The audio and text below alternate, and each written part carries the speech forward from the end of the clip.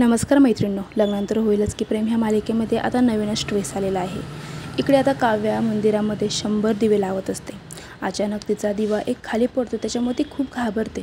तर इकडे आता पारची जी तब्येत आहे ती अजूनच बिघडलेली असते, त्यामुळे दवाखान्यातही खूप सर्वजण टेन्शनमध्ये असतात। मालिनी तर अक्षरशः चक्कर येऊनच पडते। तर जीवाला ही काही परिस्थिती बघवत नाही। तो म्हणतो काही झालं तरी मला पारदादाला वाचवायचं आहे। पारदादाला मी असं मला सोडून कधीच जाऊन देणार नाही। आणि जीवा लगेच दवाखान्याच्या बाहेर पडतो आणि जिथे काव्या ज्या मंदिरामध्ये देवीपुढे दिवे लावत असते त्याच मंदिरात येऊन जीवा येतो आणि जीवा आता काव्याला बघतो की काव्या तिथे दिवे लावित आहे। म्हणून जीवाही मनापासून देवीला प्रार्थना करतो, पण काव्याने जे काही दिवे लावले होते आणि देवीला मनापासून प्रार्थना केली त्यामुळे इकडे पारची तब्येत सुधारलेली असते। तर तेवढ्यात आता तिचा हात खूप भाजलेला असतो आणि अचानक लगेच नंदिनीचा जीवाला फोन येतो की पारची तब्येत आता व्यवस्थित आहे, ऑपरेशन सक्सेस झालं आहे। तर आता जीवा काव्याजवळ जातो आणि म्हणतो काव्या तो दिवा खाली ठेव, हॉस्पिटलमधून नंदिनी ताईचा फोन आला होता आणि तिने सांगितलं आहे की आता पारची तब्येत व्यवस्थित आहे। पण काव्या काही त्याचं ऐकत नाही। काव्याचा हात इतका भाजलेला असतो तरी काव्या तो दिवा खाली ठेवत नाही। जीवा तिला खूप समजवण्याचा प्रयत्न करतो। तेव्हा काव्याला कळते की जीवा माझ्याशी बोलतोय आणि तो म्हणतो अगं ऐक ना, पारची तब्येत व्यवस्थित आहे, आत्ताच्या आत्ता आपल्याला हॉस्पिटलमध्ये गेलं पाहिजे। तर काव्या म्हणते मी हॉस्पिटलमध्ये येऊ शकत नाही, कारण मला मालिनी काकूनी शपथ घातली आहे की तू पारला बघायचं नाही। तर लगेच आता जीवा म्हणतो खड्ड्यात गेली ती शपथ, अगं तुझं पार्थवरती एवढं प्रेम आहे, मग तू कोणाला घाबरतेस, चल मी तुला घेऊन जातो।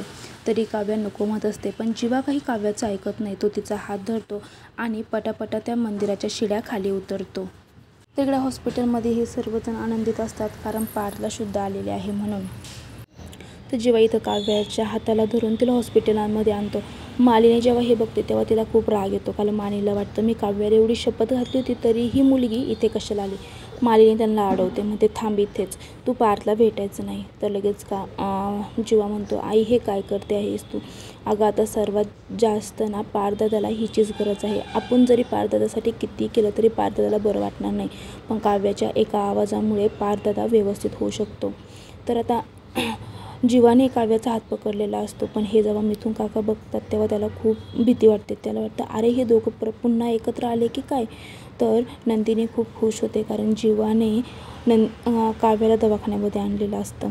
तर लगेच नंदिनी पुढे येते आणि म्हणते थँक्यू जीवा, तुम्ही हिला इथे घेऊन आलात, पण इथं हे सर्व काही वसुधा रम्याला काही देखवत नसतं। तर जीवा आता काव्याला घेऊन ज्या ठिकाणी पार्थच्या रूममध्ये असतो त्या रूममध्ये जातो आणि म्हणतो हे बघ तुझा पार्थ, आणि आता ह्या पारची तू काळजी घ्यायची, ह्याची जबाबदारी तुझ्यावरती आहे, माझ्या दादाला नेहमी खुश ठेव।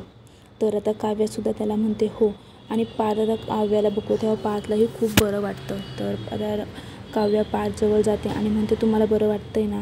तर पार्थ म्हणतो तुम्ही व्यवस्थित असाल तर मी व्यवस्थितच असणार। तर पुढील भागामध्ये काय होते जाणून घ्या।